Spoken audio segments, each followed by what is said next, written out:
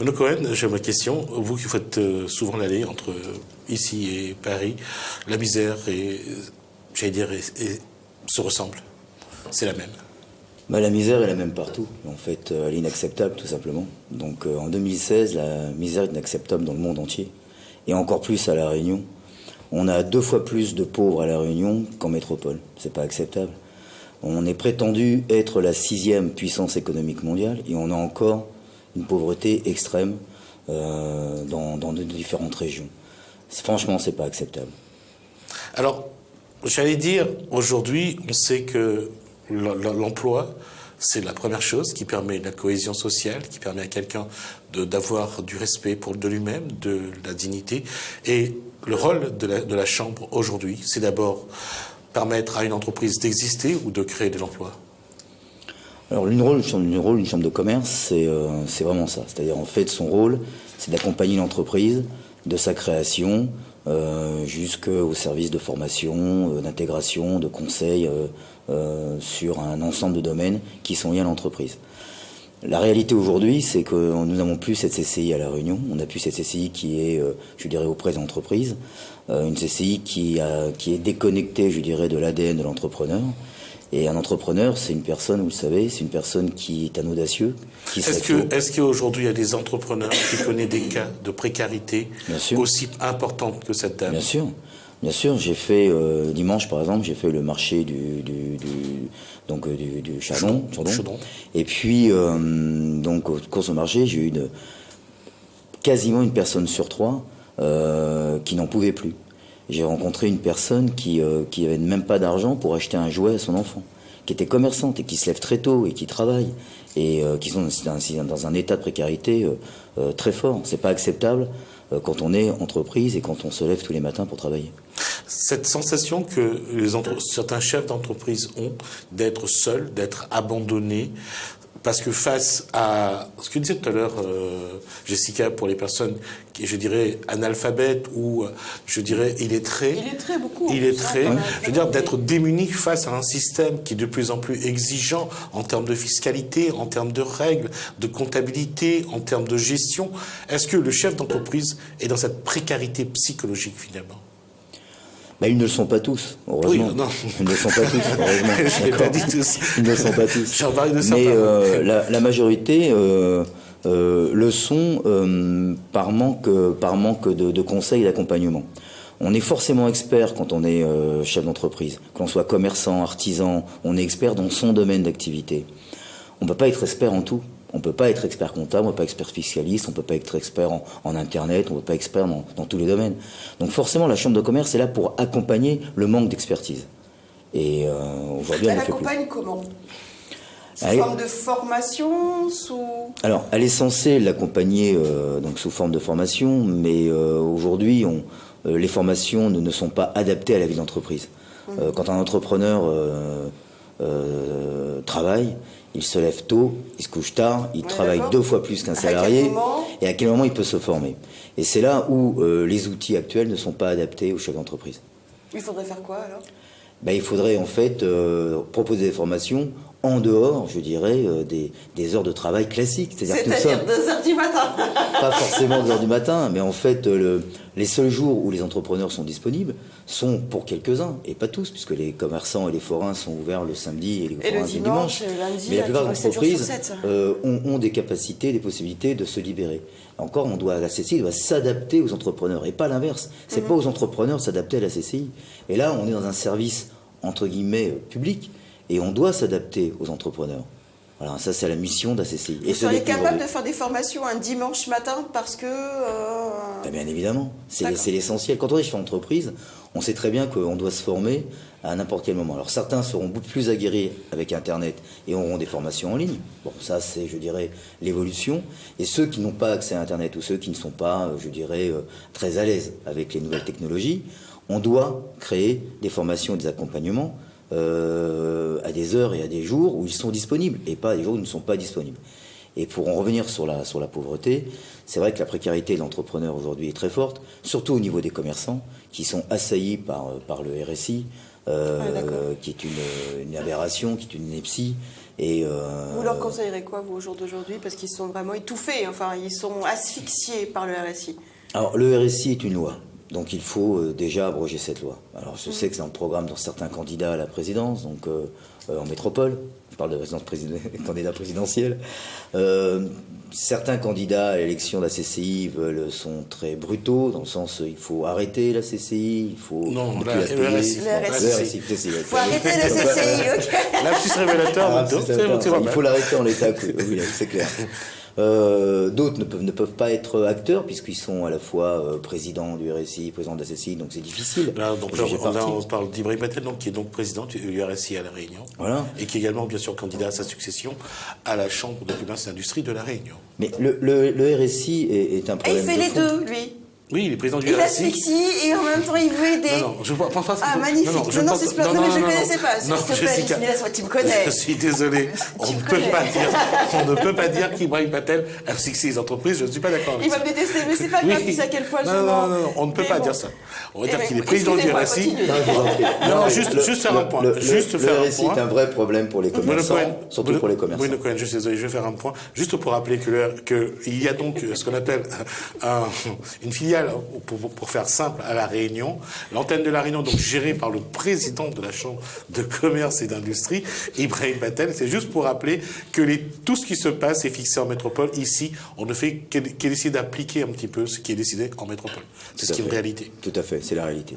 Et c'est pour ça qu'il faut une décision politique forte, et il faut que la CCI puisse faire pression sur les politiques de façon extrêmement forte. Et la CCI doit être complètement indépendante du système politique, c'est clair. Nous sommes des entrepreneurs, nous sommes indépendants, on a tous des sensibilités, de droite, de gauche, on vient de tout horizon, mais on doit être apolitique pour faire pression auprès de nos députés, de nos sénateurs, pour abroger cette loi. Il y a un cas particulier à La Réunion, le président du CCI, donc de la CCI, donc de la Chambre de commerce et d'industrie de La Réunion, est également vice-président de la région Réunion. Voilà, je vais vous tendre la perche, puis de toute façon, vous l'avez commencé à le sentir. Non, mais je la prends plus. Pas aujourd'hui, je la prendrai demain. Bon. Juste vous dire, est-ce qu'aujourd'hui, l'économie s'est trop laissée embrigadée par le côté politique, l'aspect politique, et aujourd'hui, l'économie n'a plus les coudées franches pour faire ce qu'elle doit faire pour son développement? Alors, tout à fait. C'est ce que nous développons dans les différentes plaquettes que nous avons imprimées. Il est clair qu'aujourd'hui, la CCI a perdu son ADN de l'entreprise. Un entrepreneur, c'est quoi? Un entrepreneur, avant tout, c'est une personne qui est ambitieuse, c'est un rêveur. C'est une personne qui a un projet, qui a envie de se lancer seul.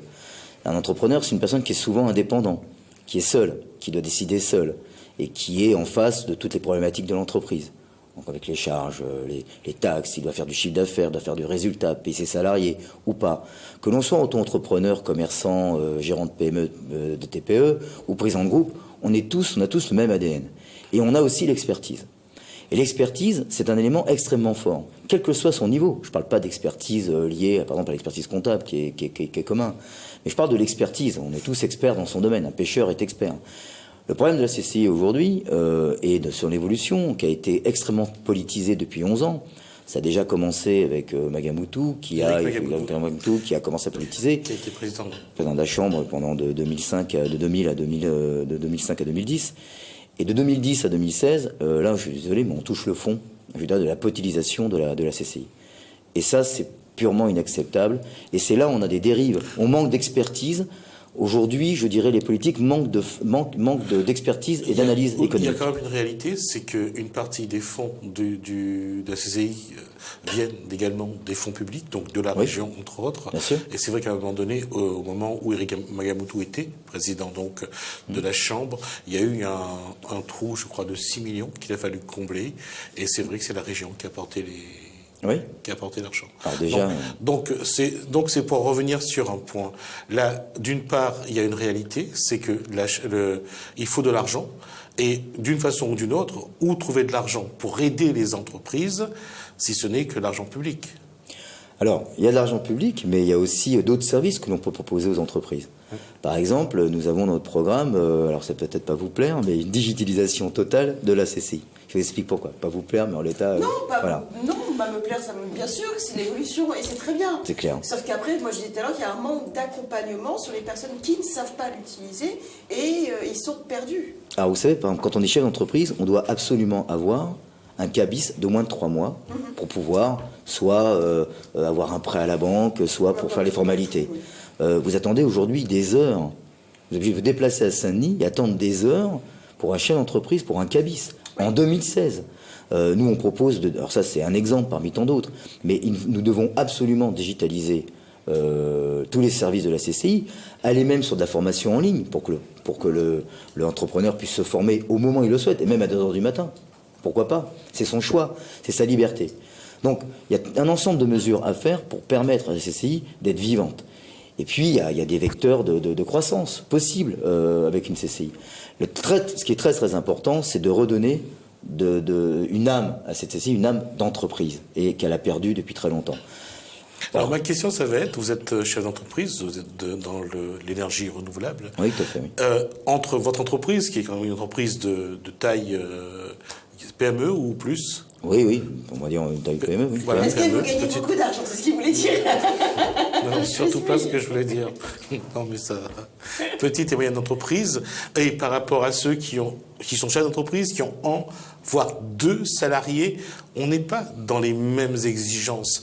Vous êtes entouré de collaborateurs, vous avez des personnes sur qui vous pouvez compter, des comptables, des fiscalistes, des juridiques, vous avez des collaborateurs en tant qu'ouvriers. Pour celui qui n'a que... Vous avez les moyens d'avoir cette structure-là.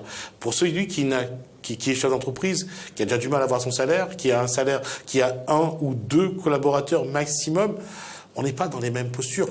Comment accompagner le chef d'entreprise, par exemple, que vous êtes, et celui qui crée son activité pour créer son emploi, finalement? Alors, la question est très claire, et la réponse va être très claire aussi.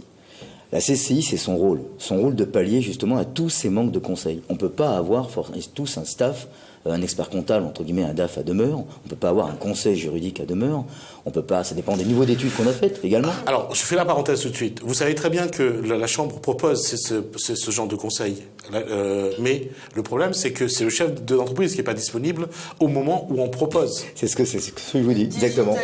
C'est ce que je vous dis. En fait, il y a une digitalisation du conseil, bien évidemment. Mais en dehors de ça, la CCI doit s'adapter au temps de l'entrepreneur. On doit remettre l'entrepreneur au cœur de la CCI, et pas l'inverse. La CCI, en fait, est un organisme, entre guillemets, dit public. J'estime qu'il est semi-public, et voire même qu'il est plutôt lié à l'entrepreneuriat. On doit mettre la CCI, l'entrepreneur doit être au cœur de la CCI. La CCI doit être à la disposition. Et c'est ce que je ferai, c'est clair, avec l'ensemble des colissiers. Là-dessus, on est très clair. Nous sommes apolitiques. À toutes les heures, à tout. Donc, je reprends juste sur les horaires et tout. Donc là, on a besoin d'un expert comptable, en tout cas de conseil. Une entreprise de conseil qui a un expert comptable et il peut venir que le dimanche matin entre 11 et 15 heures. Est-ce que vous trouverez un formateur expert comptable qui va pouvoir créer une formation pour ce jour-là? Est-ce qu'on va vous suivre derrière sur les formateurs? Alors vous savez, nous avons 200 000, à peu près un peu moins de 200 000, 181 240 chômeurs à La Réunion. Je pense qu'il y a suffisamment de compétences pour des personnes qui aiment se lever tôt et venir travailler le dimanche. Ça, bon, je crois qu'il n'y a pas de souci par rapport à ça. Mais c'est justement tout l'esprit de l'entreprise. L'entreprise, on sait qu'on a des contraintes, de temps. On ne va pas rester, on va peut-être en terminer sur le temps, mais il est évident que pour revenir, on doit vraiment mettre la CCI au cœur de l'entrepreneuriat. Autre élément, on a prévu, avant de créer de l'emploi, parce que les chefs d'entreprise sont des créateurs de richesse, créateurs d'emploi, c'est les seuls, en dehors des subventions multiples qu'on connaît, on est bien d'accord. Mais les vrais créateurs de richesse, ce sont les entrepreneurs, ce n'est pas plus. Eh bien, par rapport à ça, c'est déterminant de pouvoir leur donner, je dirais, une liberté d'entreprendre. Et pour ça, on va agir également très fortement sur les taxes, sur les charges qu'ils ont. Aujourd'hui, on est dans un état dramatique. Vous savez, si nous étions un pays souverain, nous serions le 3e pays le plus pauvre au monde, avec 45% de taux de chômage. On parle de la Réunion, tout seul. On parle du département de la Réunion. Si la Réunion devait être un pays souverain, comme Maurice, par exemple, parce qu'on a des ambitions de devenir souverain, on a envie, je crois qu'il y a des ambitions politiques de devenir un peu souverain dans la région. Si nous n'étions pas la France, on serait le 3e pays le plus pauvre au monde, derrière le Congo, Djibouti, et devant l'Afghanistan et le Kosovo. Vous imaginez que c'est une situation... Ben oui.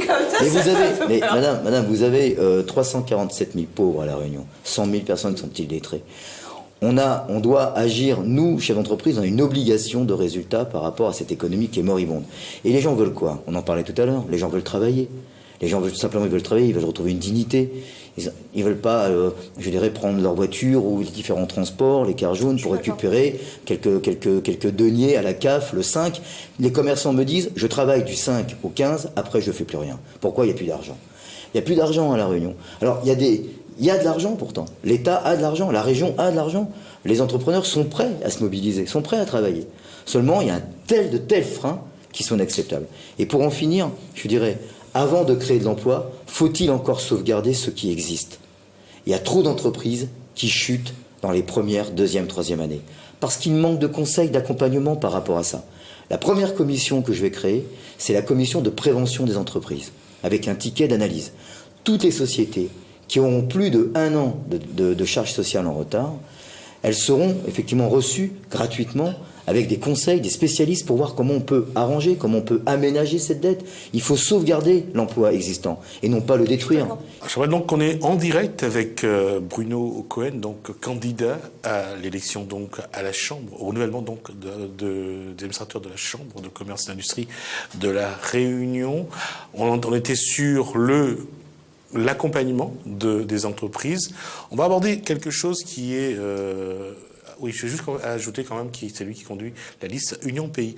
Juste au niveau de il y a l'accompagnement.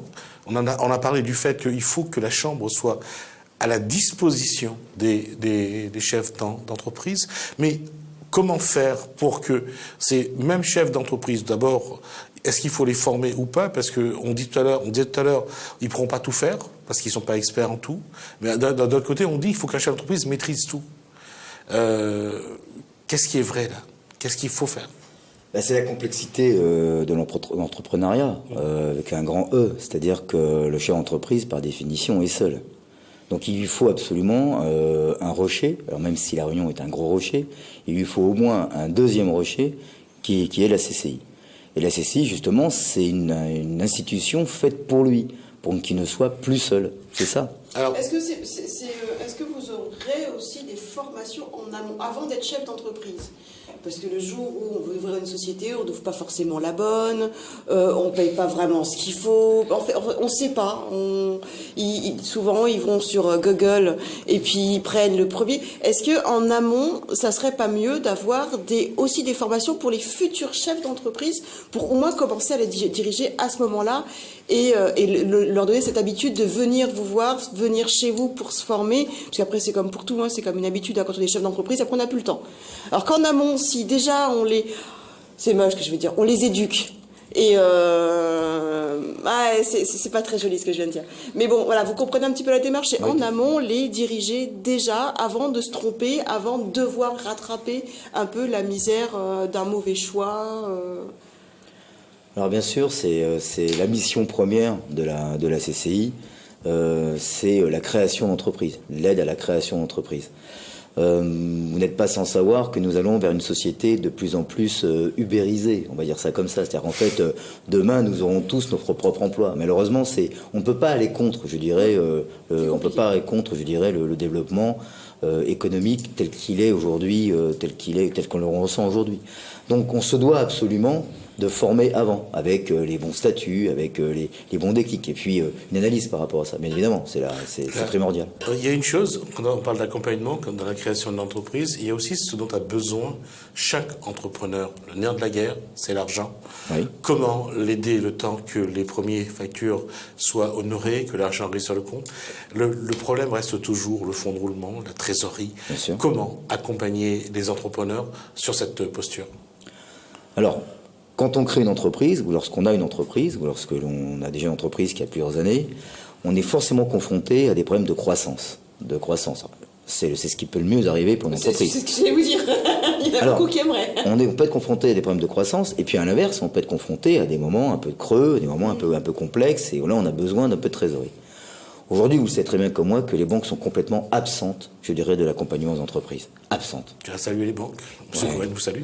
Non, mais les banques sont complètement absentes. Aujourd'hui, ce ne sont que des guichets, des dépôts qui accompagnent quelques entreprises, mais avec des garanties exceptionnelles. Non, en fait, il faut avoir de l'argent pour aller voilà, voir une banque. C'est une ineptie totale. Voilà. Si vous n'avez pas d'argent, vous n'avez pas de prêt, enfin, on tourne en rond, c'est inacceptable. Nous avons une idée, avec l'ensemble des colistiers non payés, on a une idée de pouvoir créer un fonds de solidarité, un fonds de garantie qui viendrait aider les entreprises en difficulté légère ou périodique, avec une sorte de microcrédit entreprise qui pourrait aller jusqu'à 50 000 euros et qui serait en fait donné, analysé par entre entrepreneurs. C'est-à-dire un collège d'entrepreneurs qui déciderait, en fonction des éléments donnés par chaque entreprise, oui, là il y a une situation qui est juste, je dirais, donc temporelle, et on pourrait, je dirais, comme ça, donc l'aider. Alors comment avec un accompagnement derrière. Avec un accompagnement bien sûr derrière. Alors comment financer ce fonds? Vous savez que l'octroi de mer existe depuis quasiment 4 siècles. L'octroi de mer 1670 exactement. En Martinique. C'est ça. Et 1850, je crois, à La Réunion. Tout à fait. Cet octroi de mer l'octroi de mer a été créé pour, en grande partie, normalement, financer le développement économique, je dirais, des territoires. Aujourd'hui, elle finance à 100% le social. Alors c'est bien. Tout chef d'entreprise a un cœur. On souhaite tous, bien sûr, faire du social. Mais on aimerait bien qu'une partie de cet argent, qui est normalement destiné à l'économie, revienne aux entreprises, revienne aux entrepreneurs. On propose que 10% d'octroi de mer reviennent à la CCI pour créer ce fonds de solidarité en aide directe avec les entreprises qui seraient, bien sûr, en difficulté. Et avec un collège d'entrepreneurs, sans passer par une banque, sans mettre forcément un revolver sur la tempe aux entreprises pour lui dire hypothéquez votre maison, donnez-moi votre bras, votre œil et vos dents. Ça, c'est pas acceptable. Débordé par la situation, il y a quand même beaucoup d'entreprises qui sont en difficulté. Il n'y a qu'à voir le nombre de dépôts de bilan, de redressement. Enfin voilà, c'est énorme, hein, on va dire ça, c'est tous les jours. Et c'est par dizaines, si ce n'est des centaines.